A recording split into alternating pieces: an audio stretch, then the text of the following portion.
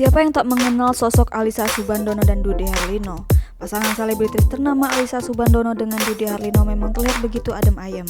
Alyssa Soebandono dan Dude Harlino sudah membina rumah tangga selama bertahun-tahun. Meski pernikahannya sudah bertahun-tahun, rasa cinta Dude kepada Alyssa justru semakin bertambah. Bahkan Dude Harlino sendiri tak sungkan umbar kemesraan dengan istrinya setiap hari.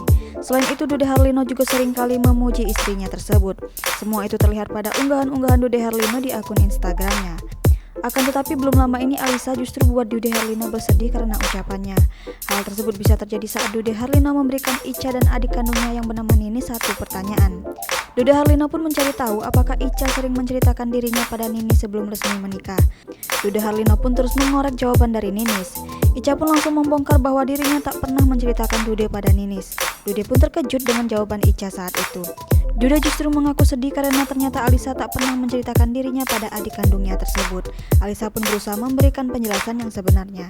Dude pun berusaha mengerti dengan alasan Alyssa saat itu.